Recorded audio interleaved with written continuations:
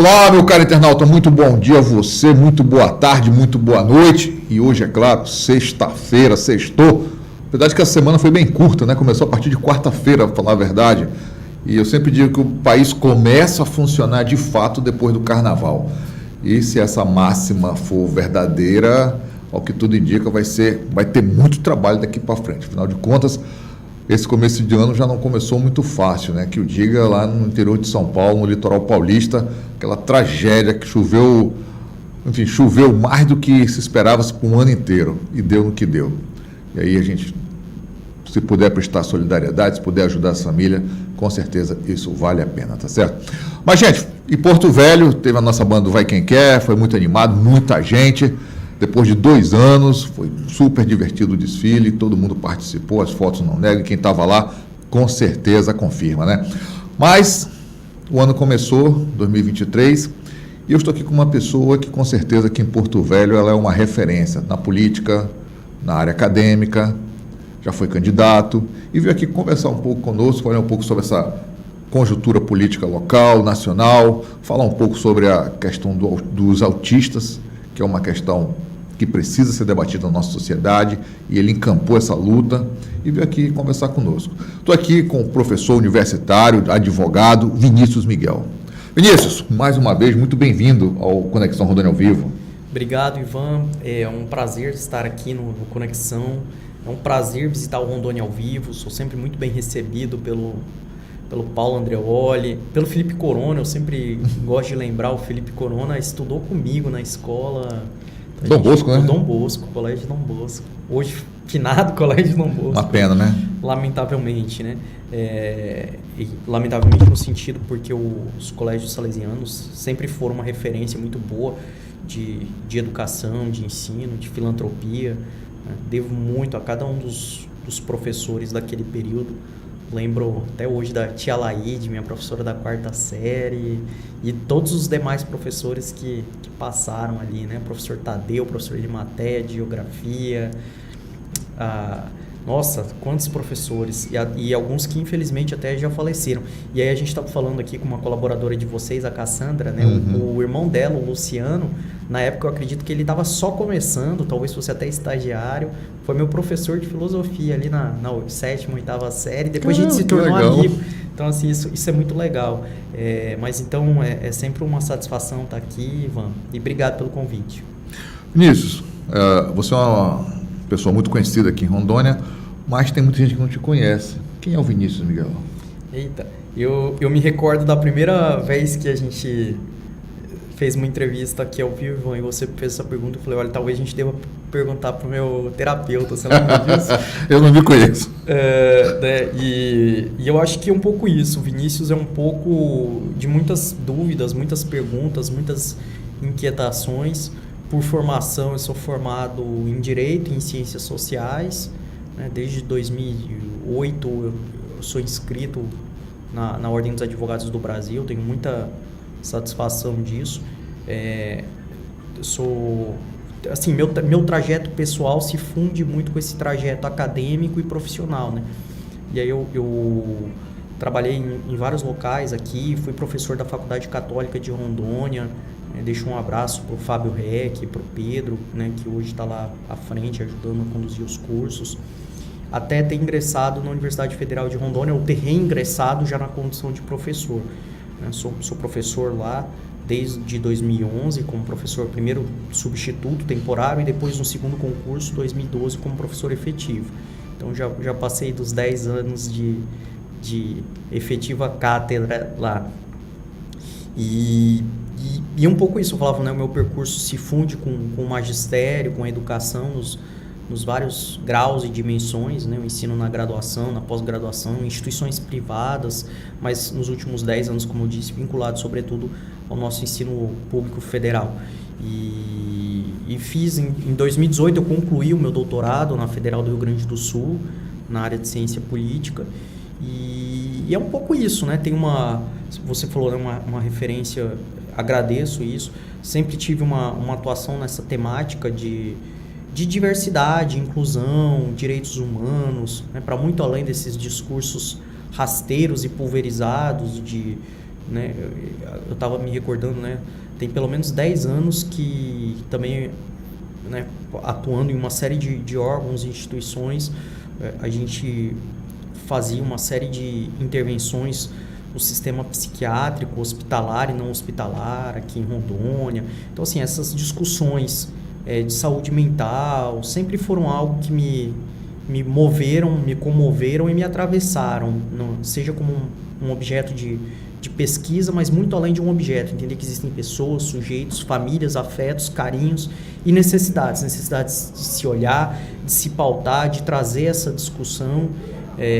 Então, é um pouco isso. Diferente até, né, às vezes, o lado Vinícius, que foi candidato, acaba se tornando mais conhecido e visível, mas tem uma série de outras camadas aí que não precisa ser um arqueólogo, não precisa ser um psicólogo para se debruçar, né? O Vinícius sempre esteve aí e o Vinícius sempre foi esse sujeito incômodo, inquieto e irrequieto e talvez até em algum grau provocador das estruturas políticas e econômicas aí colocadas. Tá certo, joga em várias frentes. Vinícius, você falou usar a palavra que foi candidato. Pois é, você participou da última eleição como candidato a deputado federal. Qual foi a lição que você tirou dessa última eleição? Sempre a gente já tirou alguma coisa. Ah, sim, sempre. Eu diria que a grande lição é que sobretudo para um virginiano, né, as coisas não podem ser feitas de última hora. Até tiveram várias reviravoltas, vários movimentos, né, que não dependeram tão somente de mim ou tão somente de um partido. Acho que fica uma lição propositiva, que é que os partidos e os candidatos precisam se reorganizar, além do planejamento, precisam se reorganizar. A cláusula de barreira, a vedação de coligação ou vedação dos efeitos de coligação para os cargos proporcionais, no caso então vereadores, deputados estaduais, deputados federais, vai persistir, a não ser que ocorra alguma micro-reforma aí, né, ainda esse ano que vem. E isso significa dizer que os partidos vão ter que se repensar, né, os partidos, os seus dirigentes partidários e os candidatos e candidatas. Então, assim, são alguns aspectos que vieram para ficar, que estão restringindo o número de partidos políticos. Isso é uma reflexão que, para além de muita gente, né, numa corrente dominante da ciência política, do direito eleitoral, falar, não é positivo diminuir o número de partidos. Não sei quantos partidos são bons e importantes para um país de dimensões mais que continentais, como o Brasil, com diversidades étnicas, linguísticas, territoriais, políticas, e pior ainda, em um país dado a uma tendência autoritária, onde pequenos donos de partido dominam e centralizam e dificultam a pluralização, o diálogo. Isso é verdade, né? São pouquíssimos os partidos que fazem eleição para suas executivas estaduais e municipais, a maior parte ficam na mão de velhos grupelhos. Isso não é uma crítica a A, ou B ou C, mas é uma constante, você pode ver. São currais eleitorais também. E é muito difícil, a justiça eleitoral pouco ou nada faz com relação a isso. Os próprios partidos não se debruçam sobre essa autorreforma, é algo bem crítico. E como eu sempre falo, no Brasil ainda é obrigatório uma filiação partidária para ser candidato, para disputar qualquer cargo eletivo. Então você não tem como contornar a unidade partido político, mas quando você ingressa na unidade partido, você tem uma estrutura dura, cristalizada, impermeável a mudanças e que muitas vezes profundamente antidemocrática. Né? Antidemocrática no sentido que você não tem sequer alternância do poder de uma executiva. Então veja que crise aí colocada e que não tem resposta simples, né? Você tem como determinar com que os partidos façam eleições? Tem, mas alguém faz isso? Não faz. Os partidos fazem? Não fazem. A justiça não cobra? E assim se perpetua um ciclo de perversidades político-eleitorais. Tá certo. Vinícius, como é que você está avaliando, você como um cara que um advogado, sociólogo, fez ciências sociais, como é que você está avaliando esse momento político nacional e estadual local? Ivan, eu tento ser uma pessoa otimista, mas que às vezes é tomado por um profundo sentimento depressivo, né? Eu espero que tenha mudanças, né? Que a gente tenha movimentos mais positivos. parece ainda, como você falou do carnaval na nossa abertura, que o ano não começou para muitas coisas, né? Sim, o ano letivo começou, a gente já está em sala de aula, né? As coisas estão funcionando, mas os famosos 100 dias ainda não começaram, né? Então tem muita coisa ainda para acontecer, e parece assim que tanto no âmbito estadual como nacional ainda não teve esse grande movimento, né, de dizer para que se veio as coisas. Mas como você fala, eu sou otimista e ao mesmo tempo eu fico pessimista. Está batendo mais no sentimento de pessimismo ou de otimismo? Hoje eu estou depressivo. Tá certo. Por isso, nós estamos falando de política, sobre partido. Você pretende continuar nessa vida política ou não? Ivan, eu vou dar aquela resposta mais amena. Deixa a vida me levar? Deixa a vida me levar. Então, isso quer dizer que a porta está aberta, não está trancada. Não tá fechado, né? Aliás, eu nunca... Eu gosto muito de uma música do Raul Seixas, Metamorfose Ambulante, né? Eu acho que é um pouco isso, se permitir mudar, modificar, tentar coisas novas, né? Como eu falei um pouco, né? Essa atuação na vida política e social me colocou na vida partidária, né? A vida partidária não me colocou nas outras coisas. E às vezes até uma situação muito tensa para que as pessoas não entendem, né? Eu sigo a vida, né? Então a gente...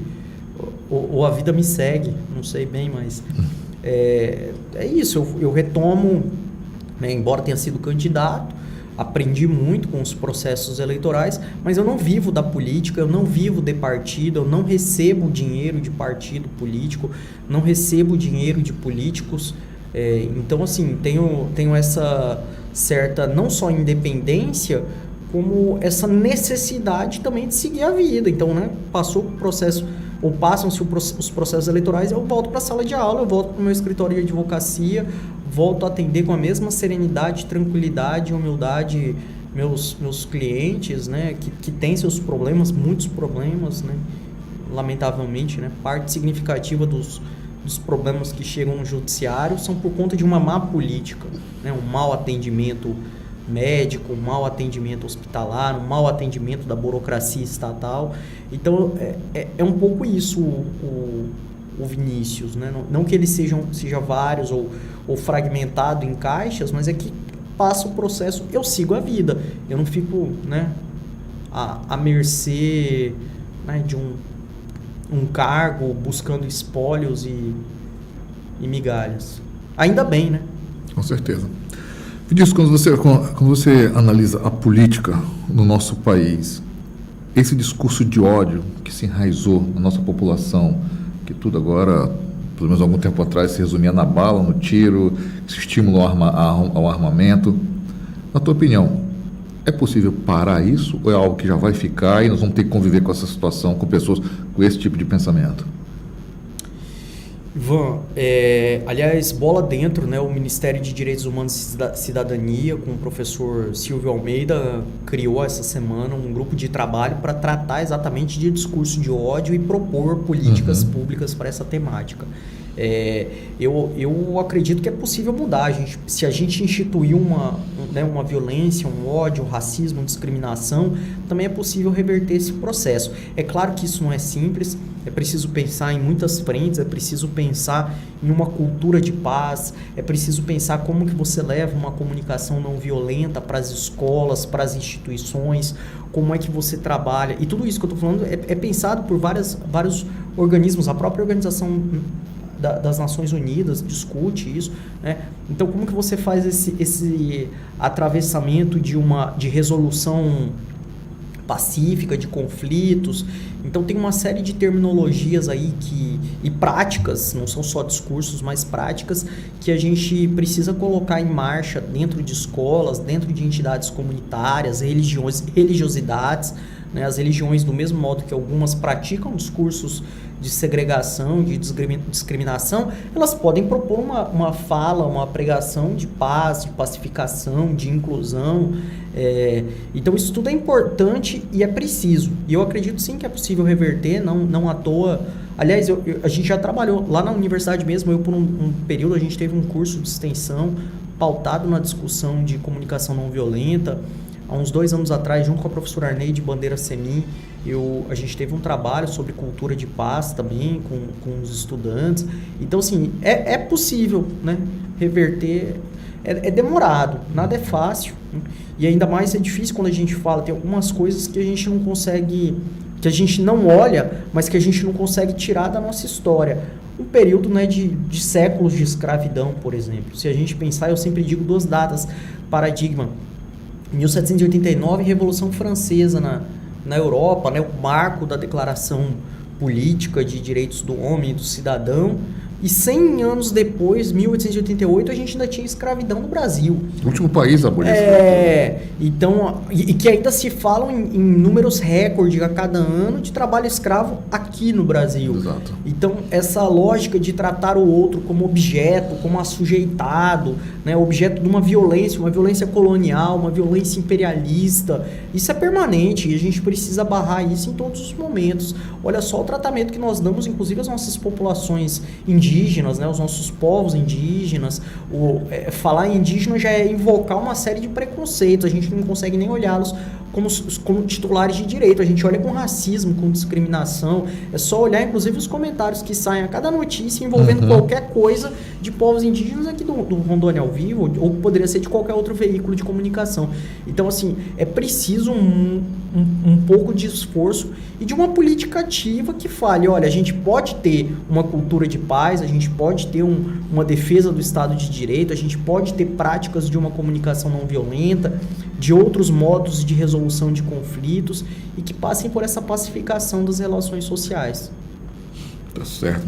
Falar em discriminação, você encampou uma luta em prol dos autistas. O que te levou?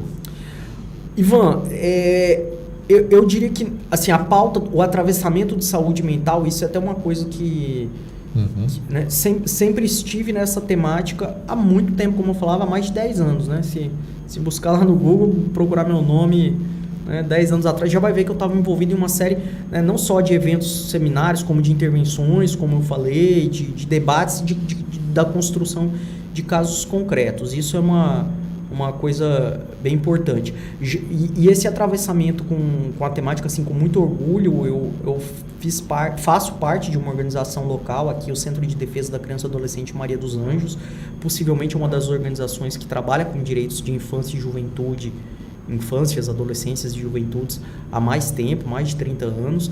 Cheguei a ser da coordenação nacional da ANSED, né, que é uma Associação Nacional do Centro de Defesa da Criança e Adolescente, há algum tempo atrás. Então, assim, sempre estive nessa pauta, não é algo que eu abracei, né, momentaneamente. Agora, é um público que a gente tem tido uma série de discriminações, não que sejam mais graves ou menos graves que outros públicos, mas é muito notório atualmente, inclusive essa incompreensão, né? É definido como um transtorno, né? Por uma série de entidades psicológicas e que tem muita incompreensão. Esse talvez seja o melhor termo.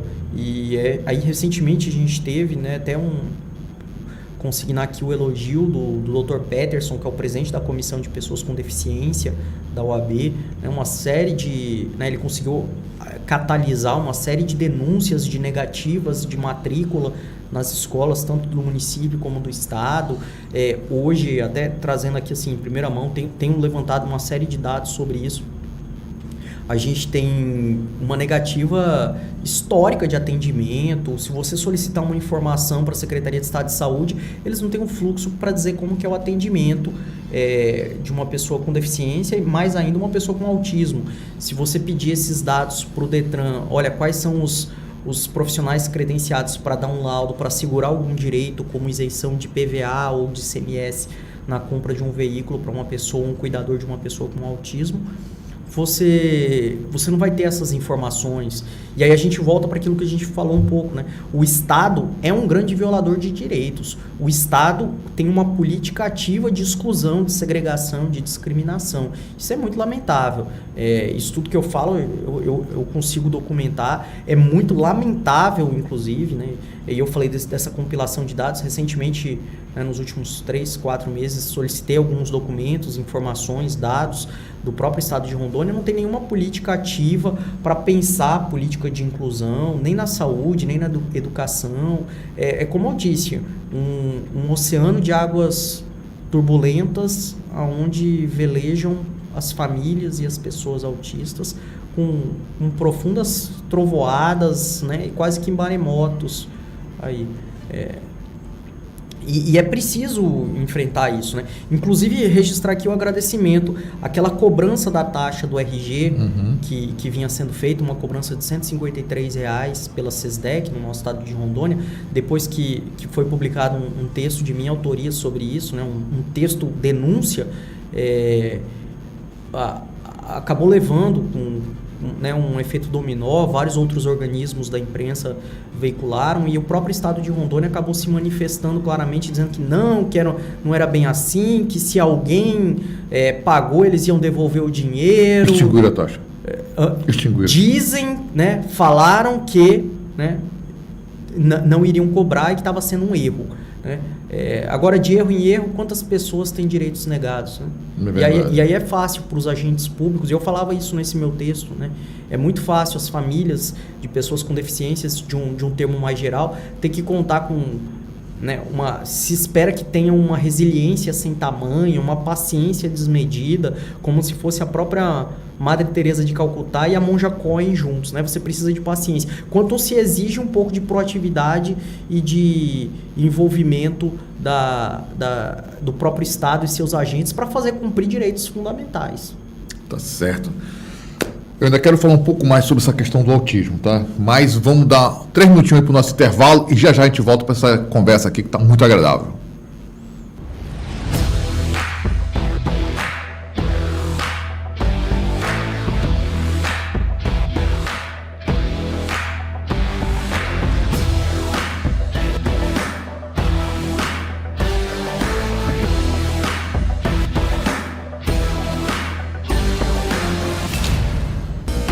No Rondônia ao Vivo você encontra a informação rápida e em tempo real. E agora na TV, canal 10.1 Rondônia ao Vivo TV. E no jornal online mais acessado do estado. Organizado e pontual com a melhor equipe. Um local cultural com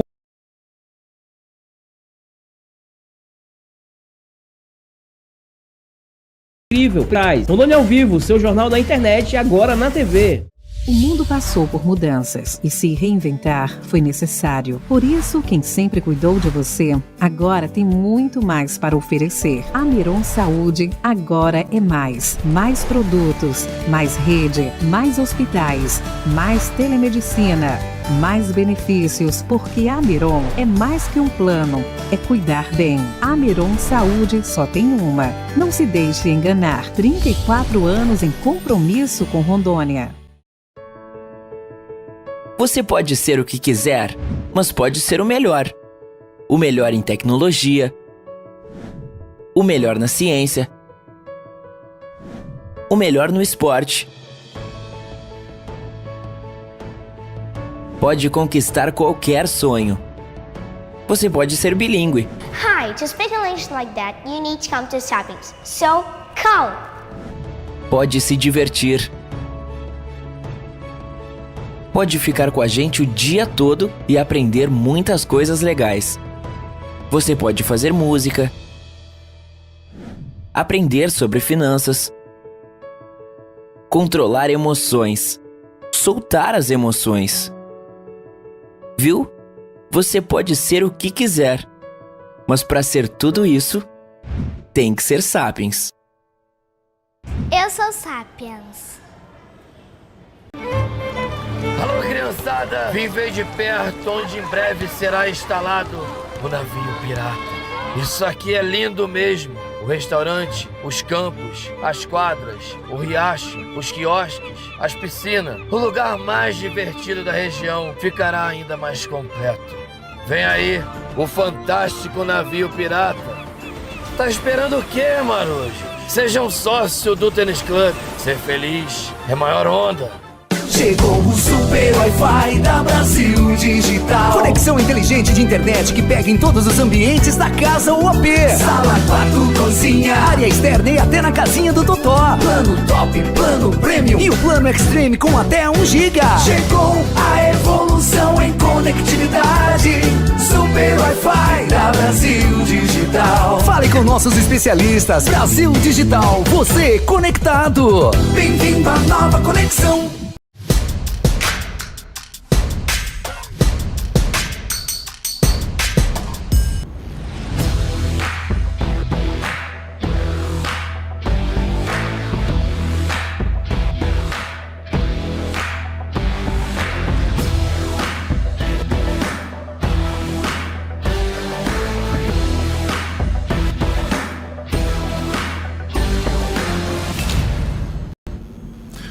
E aí, meu caro internauta, estamos de volta para continuar essa conversa aqui com o Vinícius Miguel. Vinícius, continuando esse nosso bate-papo, nós estávamos falando sobre autismo e as dificuldades que os autistas enfrentam no dia a dia. Não só isso, como a família, na verdade. Então me diga uma coisa, além dessas que você falou, quais são as outras que mais impactam a vida deles? Eu acho assim, uma coisa que acaba compreendendo parte significativa, 1/3 do tempo semanal de uma criança é a própria questão da educação. Então não basta, a gente, como eu mencionei, tem tido muitos casos de negativa de matrícula, discursos de discriminação, como aquele caso que ganhou a mídia, né, de uma senhora falando, não tem lugar para criança especial, que inclusive é uma nomenclatura equivocadíssima. Mas não basta somente você promover a matrícula. E tanto na rede pública como nas instituições privadas, a gente precisa começar a falar do suporte aos professores, às professoras, né? Eu sou magistério, né? Tenho formação em licenciatura e é dramático isso, porque você receber um estudante a depender da necessidade de suporte que ele tenha é algo que você precisa ter condições para isso, você precisa ter um acompanhamento terapêutico, você tem que ter um suporte psicopedagógico, e a maior parte das escolas não oferecem isso. E aí ficam lá as professoras ou professores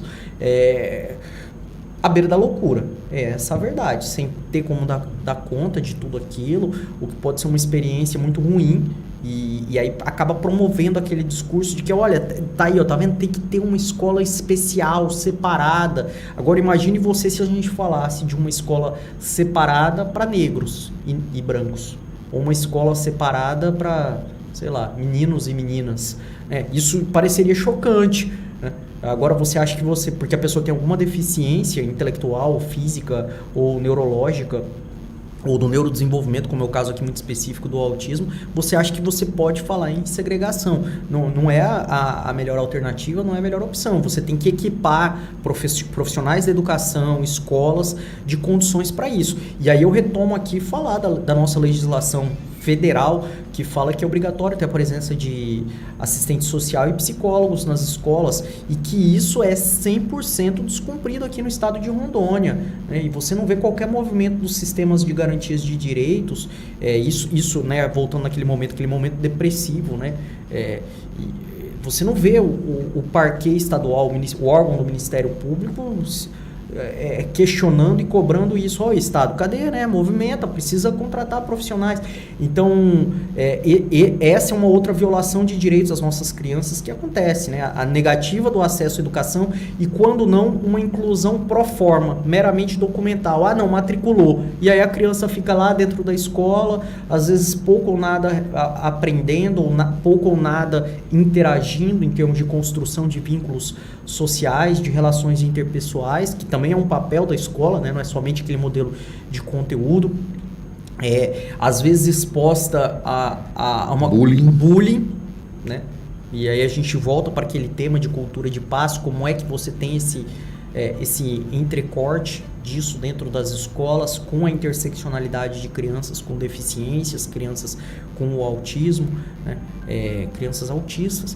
Então, são essas negativas. E a questão da saúde, né? Você conseguir um atendimento diferente do mundo da micronotícia publicada em sítio eletrônico oficial do estado de Rondônia,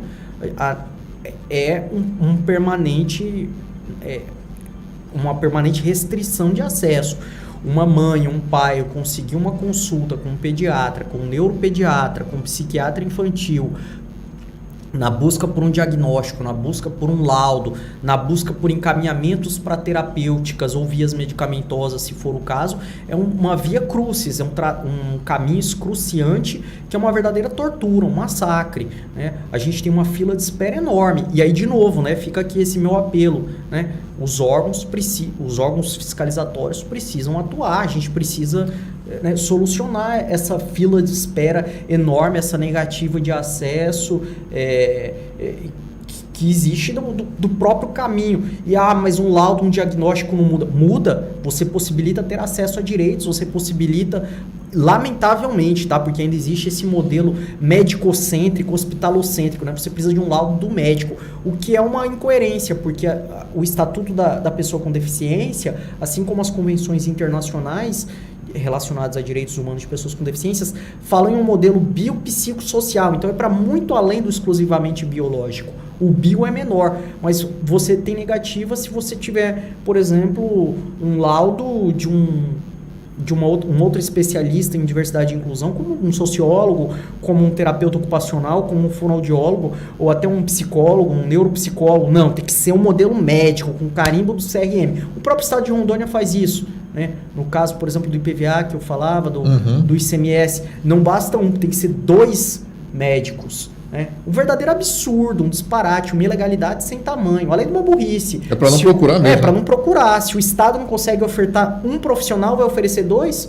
Então se torna o próprio acesso a um diagnóstico um privilégio de quem pode pagar. O que é lamentável, é uma desgraça. É essa a verdade. E é essa desgraça que o Estado de Rondônia condena as famílias das pessoas com deficiências. Isso precisa ser dito claramente. É um Estado, como eu falei naquele artigo, é um Estado que ativamente odeia as pessoas com deficiências e seus familiares. É isso, não tem outro nome para isso. É puro ódio. Vinícius, você falou em questão do autismo, do autista dentro de uma escola, de ter profissionais preparados para atender aquele aluno. A pergunta que faz é a seguinte: a Secretaria de Educação tem verba exclusiva para isso, que não são usadas? Tem. Inclusive, nos últimos movimentos, foi autorizado o uso dos recursos do Fundeb para o pagamento do psicólogo, da psicóloga na escola. Então, você poderia usar esses recursos para esse tipo de custeio, né? E, claro, não é só acompanhamento psicológico. Você precisa ter uma equipe psicopedagógica, você precisa de pedagogo, você precisa de psicólogo, você precisa de assistente social, você precisa de uma série de outros profissionais que façam esse envolvimento, até para não ficar, como eu falei, uma bomba relógio para estourar no colo da professora, da coordenadora pedagógica, como acaba sendo. Que não estão preparadas. Sim, né? E nem tem obrigação de estar preparado o tempo inteiro. Se espera e aí falando, né, um desabafo aqui como professor há bastante tempo. Todo mundo quer dar pitaco na educação. Agora, olhar de verdade, com uma posição de aprendiz, de humildade, falar, vamos entender o que é que está acontecendo aqui com esses profissionais da educação, ninguém faz. E se espera muito, se quer poderes sobre-humanos do educador, né, da educadora. Você quer que ele seja capaz de ensinar, de planejar, de preparar a aula, de aplicar prova, avaliar, que a avaliação não é só aplicar prova, a avaliação é um processo muito mais amplo, quer que a gente se envolva com a comunidade, quer que a gente pesquise, quer que a gente estude permanentemente, se capacite, qualifique de forma continuada, esteja atento às TICs, né, às tecnologias da informação e comunicação, às novas tendências da internet, da educação. É impossível isso. É impossível tudo isso de uma professora, de um professor. Ainda mais que né, a esmagadora maioria ainda precisa ter mais de um contrato para poder dar conta do básico da sua vida, né? Então, enquanto não fizer um recorte aí bem ampliado de tudo isso, de olhar nas condições remuneratórias, na condição de ter apoio psicopedagógico, né, e isso tudo como uma política de Estado, realmente vai continuar sendo um processo bem sôfrego, bem difícil. Com certeza tem muito que andar nesse campo. Vinícius, agora, em relação às pessoas com deficiência e o trânsito, como é que está essa questão hoje? Ivan, é bem tocado nesse assunto aqui, né? Eu sei que o nosso programa vai ao ar para o mundo todo, mas aqui em Porto Velho, a Secretaria Municipal de Trânsito tem até um ponto de avanço muito interessante, que você consegue solicitar toda a documentação pela internet para obter o cartão especial, a licença que permite ter estacionamento. Embora tenha um problema que exige o laudo a cada 3 anos. E eu até tive uma conversa muito amorosa com o Dr. Vitor, que é o secretário, estava à época, eu não sei qual a posição atual dele, mas secretário adjunto de trânsito, e eu falei, olha, preciso olhar isso, né? Afinal, por exemplo, autismo não se cura, então 3 anos você tem que renovar o laudo, né? Um diagnóstico, isso é absurdo, uma deficiência física qualquer, né? Um braço, uma pessoa que não tem um braço, o braço não vai crescer, isso é óbvio, isso chega a ser patético, ridículo, mas para a burocracia municipal, não, parece que tem que ser a cada 3 anos. Provar que você está sem braço. Provar que está sem braço. Como eu disse, né? É uma política da estupidez. A maior deficiência, é importante sempre marcar, é a deficiência dos gestores públicos. Né? E isso sem capacitismo, é uma deficiência de empatia, uma deficiência de se colocar no lugar do outro e pensar em rearranjos, em redesenhos institucionais, em outras formas de fazer que sejam mais acessíveis. Inclusive não devia, assim, sem esgotar muito, mas a Secretaria Municipal aqui de Assistência Social, se eu falei que a própria Secretaria de Trânsito aceita essa entrega de documento todo online, para você fazer a carteira de identificação da pessoa autista, o município não aceita, nem o Estado, não aceitam a entrega da documentação online. Então, olha a distorção. E aí, né, dependendo do grau de suporte de uma pessoa autista, né, se for um caso mais... não é uma nomenclatura que eu gosto, mas um autismo mais severo, uma criança que precisa de cuidado, você exigir que o pai leve ele para o município, leve ele para o Estado para fazer um documento. É todo um tormento. Então, por que não facilitar? Por que não colocar online? De novo, por um processo de má vontade do gestor público. E aí eu faço a súplica, me convençam do contrário, né? Vamos lá, SESDEC, vamos lá, SEMASF, me convençam que não é má vontade, que vocês podem fazer melhor, que vocês podem ofertar um atendimento mais acessível, mais compreensivo, mais amigável para as pessoas com deficiências e suas famílias. Por enquanto a demonstração é outra. Triste, digo isso com o coração apertado. É uma demonstração de má fé, de má vontade dos gestores públicos. Eu fico pensando, Vinícius, como é que fica muitas vezes para um pai, os pais, digamos, talvez só a mãe, muitas vezes só a mãe solo, como é que fica muitas vezes para levar uma criança autista, com autismo severo, como você falou, para vacinar? Para ir no posto de saúde, como é que fica? Ele não vacina por isso também, né? Não vacina, exatamente, não fica. As pessoas se cansam de lutar, se cansam de tentar conseguir um mini direito, porque imagina, se você tem uma fila enorme, você não consegue passar por um médico para conseguir um diagnóstico, ou se já com o diagnóstico, para conseguir uma renovação desnecessária, mas necessária para essa burocracia infernal, do laudo, né? Renovar o laudo. Aí você espera meses e meses, né? Não consegue. Você vai lá, junta as economias, faz uma vaquinha, paga uma consulta particular para conseguir esse laudo. Você não vai atrás. É muito custoso.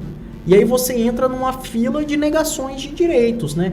Qual o direito que foi primeiro negado? O da educação, o do atendimento preferencial, o da saúde, e no fim das contas você fica sem nada. É isso, de fato, né? Não se existe uma política de diversidade e de inclusão. É triste, é desesperador. Eu gostaria, assim, aliás, fica uma dica aqui, ó, vamos fazer um Big Brother do Rondônia ao vivo, pegar esses secretários de estado, de município e colocá-los para acompanhar as famílias, para ir lá na fila, ver como é que é, chegar no posto de saúde e ver que não tem vacina, chegar lá no Detran e ver que você não consegue sequer ser atendido, chegar lá na Cefim e se deparar com um vazio de informações que não tem muita clareza num site, e você vai lá, ninguém sabe para onde, quem é que informa. E claro, faça-se aqui a ressalva, tem profissionais em todos os órgãos que trabalham muito arduamente por isso. Mas, na prática, você não tem uma política de Estado de inclusão. Você não tem uma política de diversidade e inclusão, né? Como a gente fala. Você não tem uma política de acessibilidade. Não tem. É essa a verdade. Você tá me lembrando, Vinícius, uma passagem de um jornalista numa entrevista com o ministro da Economia, falando sobre os aumentos, que o pão ia aumentar. Isso há muitos anos, há muitas décadas atrás. Aí o repórter perguntou: você sabe quanto é que custa o pão?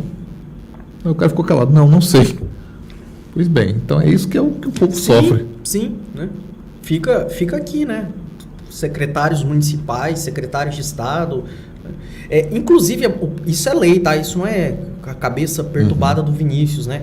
Fala o Estatuto da Pessoa com Deficiência, fala em você ter políticas de participação. Quando foi que o município ou que o Estado chamaram uma audiência pública para conversar, né, com essas mães, né, com pais, são guerreiras. Com profissionais da saúde, que também pode ter uma escassez, né, severa em alguns casos, né? Então não tem uma política de inclusão, não tem uma política de participação, não tem coisa alguma. É lamentável. Vinícius, agora, para reverter uma situação como essa em relação às pessoas com deficiência, tanto os autistas como com outras deficiências, o que seria preciso por parte do Estado? Se aproximar mais desses grupos? Ivan, a gente poderia pensar em uma série, aqui vou confidenciar isso aqui, talvez seja um exercício mais de uma imaginação sociológica. Tem uma série de medidas que poderiam ser pensadas. A primeira delas, uma política afirmativa clara, com uma criação de uma secretaria, tanto em âmbito de Estado como de município, que pense e discuta deficiências. Que discuta todos esses aspectos, inclusive interseccionalidade, por exemplo, infância, saúde mental, aí no caso do autismo, que pense, por exemplo, na política de inclusão de pessoas com surdez, né? Enfim, os vários recortes que você possa ter. Então, a criação de uma secretaria especial que possa pensar isso. Isso tem um aspecto simbólico, e claro, que se coloque pessoas com deficiências ou seus familiares nesses postos, porque é uma categoria política importante, né? Isso não é algo somente cristão, né? A empatia, a capacidade de se colocar no lugar do outro e entender e olhar esse problema e falar: olha, isso aqui é bruto. Igual eu falei do laudo com validade de 3 anos. Eu não sei qual foi a cabeça maluca, uma cabeça, sei lá, não sei qual o termo exato para isso, a cabeça perversa, talvez, que pensou isso e não percebeu que é difícil você ter mero laudo a cada 3 anos. Então eu preciso me submeter a uma fila interminável que o próprio SUS não oferece para mostrar que eu não tenho uma perna, que eu não tenho um braço. Isso é absurdo, isso é absurdo. Então, uma secretaria eu acho que seria o primeiro ponto. O segundo aspecto, colocar em efetivo funcionamento os conselhos. Por exemplo, no âmbito do Estado, a gente tem um que funciona muito mal, infelizmente, que é o Conselho Estadual de Pessoas com Deficiências. E aí pensar nessa transversalidade desse tema nas outras políticas, como, por exemplo, na política de saúde, na política de educação, pensar em parcerias. O Estado do Pará fez uma coisa maravilhosa nessa temática, fez uma parceria com uma universidade federal de lá, que acho que é a Universidade Federal Rural da Amazônia, não é o UFPA, eu não lembro exatamente. E eles fizeram uma parceria que a universidade ajudou a mapear e colocar bonitinho todo o fluxo, o endereço, num site, onde é que você atende, onde é que tem escola, onde é que tem o CAPES, onde é que tem, né, informações básicas à disposição do cidadão. No estado do Paraná também teve uma outra atuação que o próprio governo do estado colocou. Você faz toda a emissão do RG com identificação de autismo pela internet. Você simplesmente manda lá a documentação, faz um upload lá no sistema e você recebe o RG na sua casa. Então, assim, você pode ter uma série de pequenas medidas que surgem a partir de um diagnóstico de um problema da política. Mas quem é que vai dar esse diagnóstico? Porque hoje não tem nenhum setor, seja Estado, seja municípios, seja ARON, aí um apelo, né? Associação Rondoniense de Municípios, Assembleia Legislativa, vamos pensar isso, vamos trazer essa discussão, né? E colocar, olha, porque a partir do lugar do outro, né, do lugar de fala, da representatividade, dessa sensibilidade, que também não significa excluir aqueles que não possam estar nessas condições, você pensar em soluções a partir do caso concreto. Ó, tem esse problema, como é que soluciona? Soluciona aqui. Então acho que só aí já é um repertório de ideias, além de incorporar isso no cotidiano, né? Pensar que inclusão, que acessibilidade tem que ser algo permanente. E já que a gente falou de política eleitoral, né? Até pouco tempo atrás foi uma novidade você colocar o intérprete tradutor de Libras nos programas eleitorais. E passou. E depois a legenda, eu não lembro qual veio antes, mas simultaneamente a legenda com audiodescrição. Hoje ninguém questiona. Qualquer partido político sabe que precisa ter. Então por que você não pode pensar em outras coisas, né, inclusive com tecnologias assistidas, com outros mecanismos, essas formas de fomentar a inclusão e a defesa de direitos de pessoas com deficiências também? Tá certo. Vinícius, vamos fechar aqui. Eu queria que você deixasse um recado para os nossos internautas. Eita, um recado? Bom, gente, antes de tudo, aí a gente passando o período de carnaval, vamos nos cuidar. Acho que esse é um ano que é o primeiro ano, de fato, aí pós-pandemia, né, com de fato uma tentativa de controle, de mitigação da transmissão. Então a gente tem que seguir tomando cuidado, observando as recomendações de saúde. Voltando, a gente acabou não abordando essa pauta, né, Ivan, mas falar de vacinação, atualizem a carteira de vacinação, tem uma série de outras moléstias e doenças que podem ser prevenidas com vacinação. Vacinas são seguras, vacinas salvam. Não é só vacina de Covid aqui que eu estou falando, de uma série de outras doenças. Quem tem criança em casa, primo, sobrinho, filho, filha, levar para vacinar também. Vamos deixar as crianças também protegidas. Então, acho que esse é o meu recado. Vinícius, muito obrigado mais uma vez por você ter vindo aqui conosco. Com certeza, as suas ideias merecem serem ouvidas. Eu acho assim que quem está comandando o Estado, algumas secretarias, deve se aproximar mais de pessoas como você, se aproximar mais dos próprios grupos de mães que trabalham com deficientes, porque são pessoas que a gente, quando você fala em discriminação, eu lembro que eu não posso falar assim, isso não me interessa, porque quem é negro também é discriminado. Então, a discriminação, eu vejo assim que ela muda só de campo, mas ela é uma discriminação e tem que ser combatida. Amigo, sucesso, hein? Obrigado, Ivan. Fica com Deus. Você também. E para você, meu caro internauta, muito obrigado pela tua audiência. Aproveita o final de semana. Agora, por favor, não me apronta para não virar matéria no Plantão Rondônia ao Vivo. Aliás, daqui a pouco tem Plantão Rondônia ao Vivo às 17 horas. E mais à noite, às 19 horas, tem a TV Caboquinho. Tá certo? Um grande abraço e até mais.